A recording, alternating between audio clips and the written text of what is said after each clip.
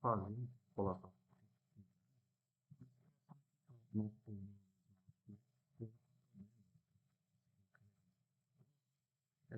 fazer viagem, nossa informação, seleciona aqui tomar coordenadas e das variáveis de solo que nós coletamos. Sendo que essa informação de dados solos, ela veio aqui a partir desse arquivo CSV que nós criamos e abrimos o CSV diretamente aqui no QGIS. Só para relembrar, né, o padrão, o jeitão daqui da crigagem a partir do Smart Map. Só clicar aqui no Smart Map, dado solo, né, que é onde a camada que estão as informações, que no Z a gente vai selecionar a variável que a gente quer interpolar, importa os pontos, aqui na guia grid, a gente vai identificar o polígono, né, a fazenda, né, que é a área que a gente está trabalhando, a gente define. Notem aqui, pessoal, uma coisa que chama a atenção de vocês, esses 10 aqui, ó. Isso aqui é um valor em metros do tamanho do pixel que ele vai gerar, ou seja, ele vai gerar uma imagem interpolada com 10 metros de largura e 10 metros de comprimento. Isso aqui a gente pode mudar, pode colocar 20, 30, aí fica a seu critério, ou o tamanho de área que você achar melhor. Aqui no máximo, pelo menos 50 metros seria um valor razoável. Beleza? Então deixamos 10 metros, que por meio da interpolação, a gente pede o semivariograma, e ele já calcula o semivariograma, a gente pode definir aqui a variância máxima dos nossos dados, né? E aqui a gente ajusta o nosso semivariograma ao modelo teórico. Das alternativas aqui, o modelo gaussiano, né? Calculando aqui a validação cruzada, o modelo gaussiano aqui tem um R2 de 0,74. Então, a gente escolhe o modelo teórico a partir do R2. E aqui eu falei para vocês, esqueci de falar para vocês aqui, esse raio, né? Nós falamos na aula teórica que o nosso variograma aqui, ele tem uma distância máxima em que a variância se estabiliza. Normalmente, esse raio de alcance aqui, ele é definido em função do alcance do semivariograma. Então, definido todas as variáveis, a gente pede para interpolar. Eu vou executar a interpolação e vai gerar para a gente aqui o mapa de interpolação. Aqui o nosso mapa de interpolação de fósforo, sendo que cada pixel desses aqui contém uma informação diferente de concentração de fósforo. Beleza? Digamos que, mas o meu QGIS não está, o Smart Map, ele não está funcionando corretamente. Existem outras alternativas, só para a gente aplicar a crigagem para esse nosso banco de dados. Uma alternativa é utilizando as ferramentas do Saga. O Saga, esse íconezinho aqui, ó, ele é um outro programa tipo SIG, é como se fosse o QGIS, só que apresenta ferramentas diferentes. E o QGIS possui várias ferramentas do Saga que a gente utiliza aqui nas nossas atividades. Entre as informações que possui o Saga, o Saga possui a possibilidade de calcularmos aqui a crigagem ordinária, que é mais comum e é mais usual. O problema é que, às vezes, o plugin aqui do Saga, dependendo da versão que você está utilizando, ele não roda. Então, o que você faz? Para essa alternativa, você vai aqui, ó, na barra de menus e digita Saga. Ele vai aparecer aqui, ó. Você digita Saga, vai buscar o Saga e o Saga vai aparecer aqui para você abrir ele. E aqui, diretamente, mas eu não baixei esse programa. Normalmente, quando a gente baixa o QGIS, o Saga já vem junto. Então, se você baixou o QGIS, você baixou também o programa Saga, ok? Então, só que, pessoal, o Saga, notem, lembrando lá novamente, né, que esse arquivo desses dados que estão as informações do solo, eles vieram de um arquivo CSV. E o Saga, ele não reconhece arquivos CSV, que nem na planilha eletrônica como essa.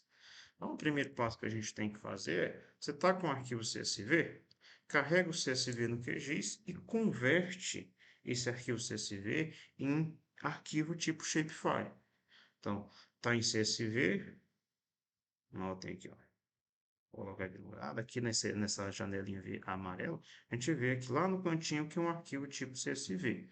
Então, a gente vai exportar ele como arquivo tipo shapefile. Então, clique com o botão direito, exportar, guardar elemento com, e aqui ao invés de ser um arquivo em formato de planilha de dados, a gente vai exportar como arquivo shapefile. Sistema de referência de coordenadas é esse, siglas 2000 TM23 Sul. E aqui no nome do arquivo, eu vou salvar lá na pasta aula de interpolação, vou salvar com um nome, dados de solo. Só para diferenciar de dados solos que a gente tem. Então, nosso arquivo shapefile chamado de dados de solo. Clique em OK. Então, a gente já tem aqui uma camada chamada dados de solo. Clicando aqui na tabela de atributos, tem as mesmas informações. Bem, agora sim, eu vou abrir o Saga lá para verificar o procedimento para realizar a análise. Clica aqui na barra de busca, digito Saga, vai apresentar para a gente esse ícone, abre o ícone. O problema do Saga é que não tem um visual tão atrativo, tão atraente quanto o QGIS, ele é mais sério. Então, vai abrir essa janela, a gente clica em OK, fecha isso aqui. Então, essas aqui são as janelas que tem que aparecer para vocês. Se não tiverem aparecendo todas elas, você vai nessa opção aqui, Windows, né? E marca todas essas opçõezinhas aqui. Se eu desmarcar uma, ela vai sumir. Então, todas elas devem estar marcadas. Tudo bem. Próximo passo, a gente carregar os nossos arquivos, arquivo shapefile aqui. Então, você vai aqui, ó, nesta pastinha azul, que ele vai te dar acesso aos dados do seu computador para você abrir. Então, os dados de solo estão nessa pasta de interpolação. Então, está aqui, nosso arquivo shapefile, dados solo, DBF, então todo o arquivo shapefile está aqui. Só que eu preciso apenas do SHP. Então, dados solo SHP, seleciono ele, clique em abrir. Já vai abrir. Então, notem que aqui não tinha essas informações. A camada de dados, dados solos, é uma camada de pontos, ela ficou disponível aqui para a gente. Se a gente quiser visualizar essas informações, só dá um clique duplo aqui sobre esse dado de solo. Dando um clique duplo, vai aparecer para a gente aqui um mapa com a distribuição dos dados, né? E aqui uma legenda aqui com as coordenadas dessas informações. Notem que são coordenadas planas, com esses valores de coordenadas 37.372.900, aqui são coordenadas planas do sistema métrico TM. Muito bem. Para fazer interpolação, pessoal, lembrem-se que dentro desse dado sólido tem várias informações de várias características de solo. Para fazer interpolação, a gente vai aqui no menu Geoprocessamento, vamos aqui na opção Geoestatística Espacial e aqui no menu Krige. Notem que existem vários procedimentos de interpolação por krigagem. Krigagem ordinária, essa krigagem 3D aqui, quando você tem informação de altura, imagine que você está trabalhando com informações de subsolo. Então, além de coordenadas x e y, você tem informações de profundidade, né?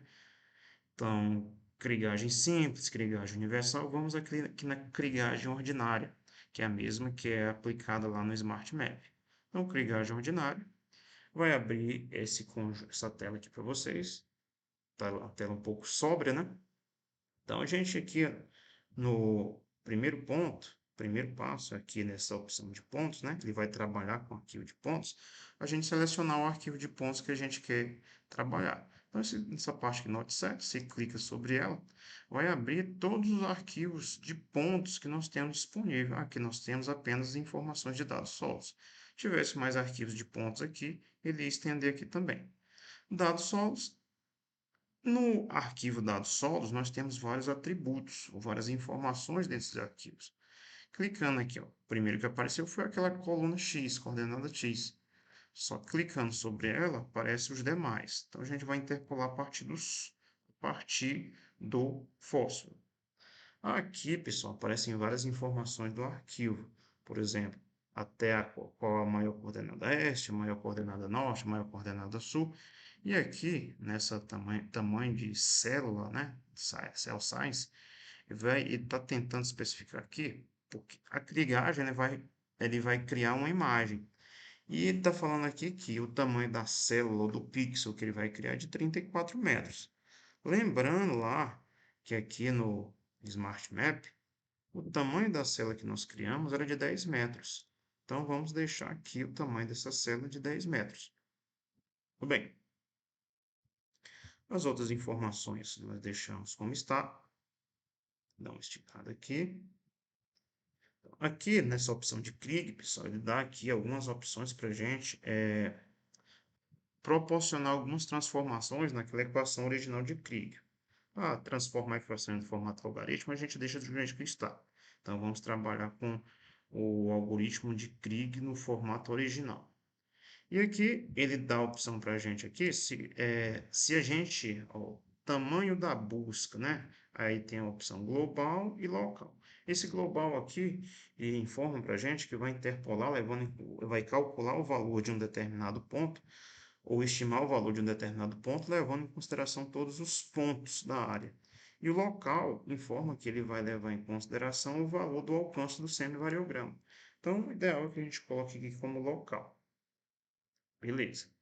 Então, especificado tudo isso, né? Definindo aqui os dados, o banco de dados, que é o fósforo, definimos aqui o tamanho da célula, definimos aqui o local, o raio que a gente quer coletar informações para interpolar. Definimos tudo isso. Vamos aqui no OK, esse botãozinho OK. No momento em que nós demos OK, ele já criou aqui o semivariograma experimental para a gente. Lembrem-se lá que aqui no Smart Map, o próximo passo seria a gente calcular aqui, escolher um melhor modelo de ajuste para o nosso semivariograma experimental. E aqui também, nós também temos essa opção. Então, depois que criamos o semivariograma experimental, a gente vai escolher, dentre esses vários modelos disponíveis aqui, qual que melhor se ajusta, ou qual que melhor a gente vai ser uma equação que melhor se ajusta para representar essa reta. Então, temos o modelo linear. Notem que o modelo linear que ele tem um coeficiente de determinação de 0,98. É um pouco diferente lá do Smart Map. Por quê? Vou abrir o Smart Map aqui. Dados. Interpolar aqui novamente, só para a gente ver a diferença. No Smart Map, a gente ia aqui na validação cruzada, e a qualidade do modelo, a gente olhava aqui nesse R2, aqui o R2 dela 0,74. Então, quanto maior o R2, melhor. A interpretação do R2, desse coeficiente de determinação aqui, pessoal, é a mesma interpretação desse R2, porque esse R2 aqui é também o coeficiente de determinação, que é também esse valor. A diferença aqui é porque esse valor aqui ele não está multiplicado por 100. E o coeficiente de determinação aqui do semivariograma do Sagre está multiplicado por 100. Notem que tem até um valor aqui de porcentagem, quer dizer que esse valor, se eu dividir esse valor por 100, vai dar 0,98, que é um número parecido com esse. Quer dizer que se eu esse coeficiente de determinação aqui de 0,74 no Saga ia estar sendo mostrado como 74%, beleza? Então, as informações são as mesmas. Então, vamos deixar aqui.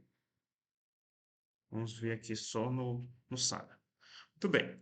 Primeiro passo, então, aqui, como a gente já entendeu, como é que determina o melhor modelo, a gente aqui, escolhendo aqui, à medida em que a gente muda o modelo, o padrão da reta aqui, ou da curva vai se alterando, e, consequentemente, o coeficiente de determinação aqui também vai se alterando.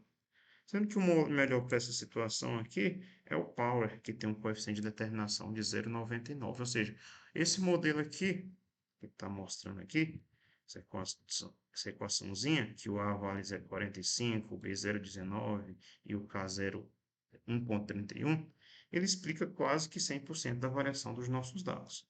Então, nota que também, à medida em que eu mudo a equação, o modelo vai alterando o melhor, que é o nosso power.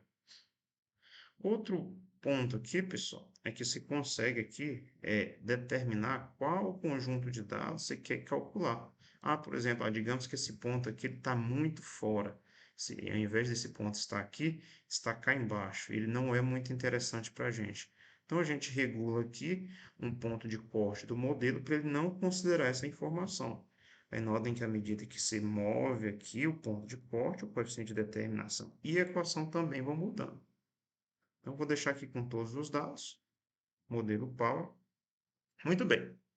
Escolhi aqui o modelo Power com todos os dados, coeficiente de determinação é o melhor modelo de semivariograma teórico. Perfeito, é esse modelo, só clicar em OK, que ele já vai fazer a interpolação dos valores lá de solo a partir desse semivariograma. Clique em OK, já fez todos os dados e notem que aqui surgiu um conjunto de informações. Entre as informações tem isso aqui, ó, dado sólido, miligrama de fósforo, crigagem ordinária. Se eu quiser ver essa informação aqui, eu dou um clique duplo. Ele vai pedir aqui, você quer abrir uma nova janela ou quer que abra substituindo dados sólidos, que é essa daqui? Não, quero que abra uma nova janelinha. Clique em OK. E aqui ele abrir uma nova janelinha com a nossa imagem interpolada. Então, o próximo passo, pessoal, é a gente jogar isso aqui no QGIS para poder fazer a recomendação de fósforo taxa variada, né? Só que a gente tem que essa imagem aqui, ela não está salva ainda. Para salvar, a gente clica aqui sobre ela com o botão direito e vamos aqui na opção salvar com ou salvar. Não é salvar a imagem, porque senão ele vai salvar uma imagem apenas, é salvar. E aqui, especificamente, aqui, pessoal, aqui temos que ter muito cuidado, porque o formato em que o QGIS vai reconhecer a imagem é no formato GeoTIFF. Então, você tem que salvar essa imagem no formato GeoTIFF. Esse aqui é o formato correto.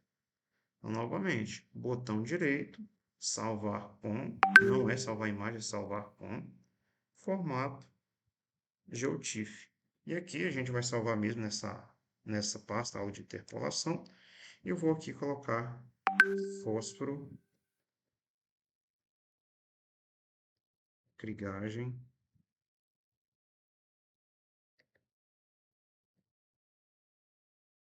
saga. Clique em salvar. Ok. Agora, vou aqui no QGIS. Notem que essa informação aqui de interpolação que nós estamos vendo aqui foi a interpolação feita pelo plugin Smart Map. Então, vamos aqui abrir agora a interpolação feita pelo Saga. Vou aqui adicionar camada, uma camada raster, né? Então, camada, adicionar camada, camada raster, mesmo procedimento.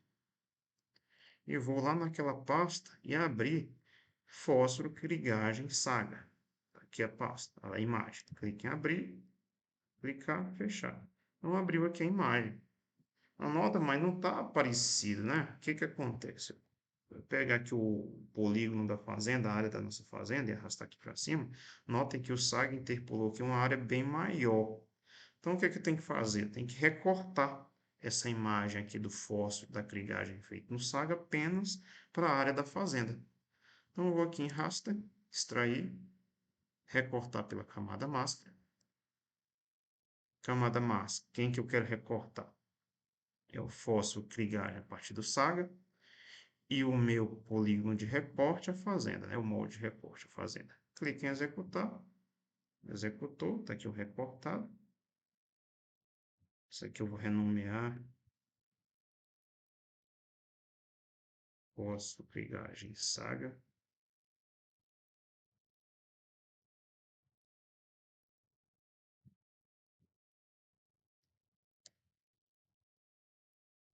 Beleza. Isso aqui que eu recortei já não preciso mais. E aqui eu vou aplicar uma coloração. Notem que eu recortei apenas para a área da fazenda. banda simples força cor, beleza, clicar OK. E aqui, pessoal, isso aqui é o resultado da interpolação realizada pelo Saga. E aqui embaixo, a interpolação realizada. Tirar aqui o polígono da fazenda, para baixo. Notem que os valores, parâmetros, são bem parecidos. Então, krigagem com Saga e agora krigagem com Smart Map. Então, resultados bem parecidos. Tem algumas diferenças, porque aqui no krigagem, utilizando o Smart Map, eu utilizei o semivariograma teórico, foi o, salvo me engano, foi exponencial, foi o gaussiano, acredito que foi o gaussiano, e aqui o V-Power. Então, notem que, por mais que eu tenha utilizado técnicas diferentes, os resultados são bastante semelhantes. Okay? Então, para quem não tiver o Smart Map, utiliza aí o procedimento do SAG.